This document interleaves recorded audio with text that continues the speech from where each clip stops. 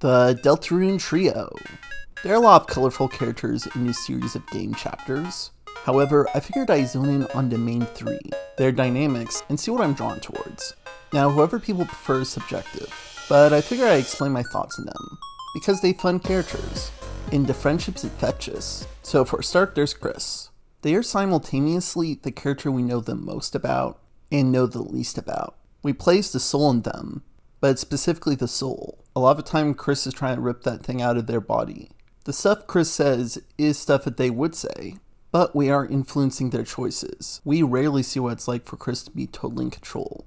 We do get a glimpse of Chris outside of the soul, outside of their more monstrous moments. We do get insight into their past. There are parts where they play the piano on their own, which gives insight into Chris's own rhythm. And Chris clearly cares a lot about their friends. There's a lot to speculate about Chris, but there are two other characters that have a lot more to chew on.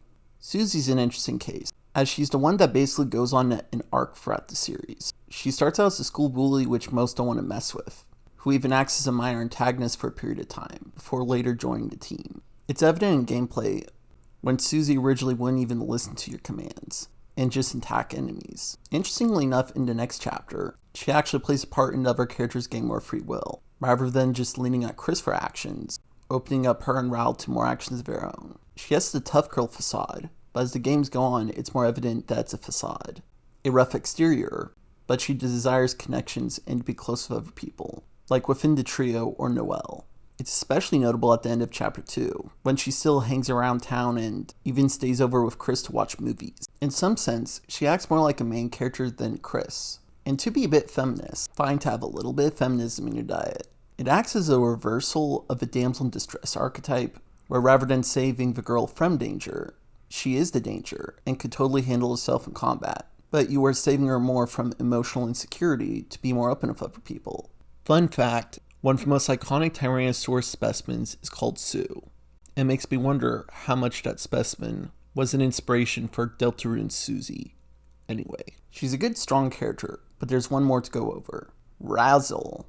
Ralsei, or maybe just Raul because I keep butchering the name. He's the character more familiar for Dark World, also the softer of the trio, which works within the combat sections. When compared to Susie's, whose special move is their Red Buster, it's a cool move, but when the objective is more often peaceful resolution, this ability is mostly unused outside of our really big bosses.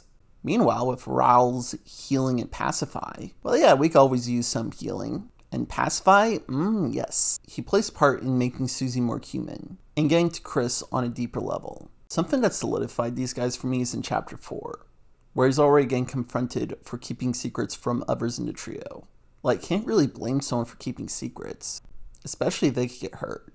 And then towards the end, Susie learns the prophecy, and while we don't learn of it, it's implied to be pretty bad, like someone dies. Susie just shrugs it off like it would probably get subverted, while Raul gets deeper in despair about how hard everything is.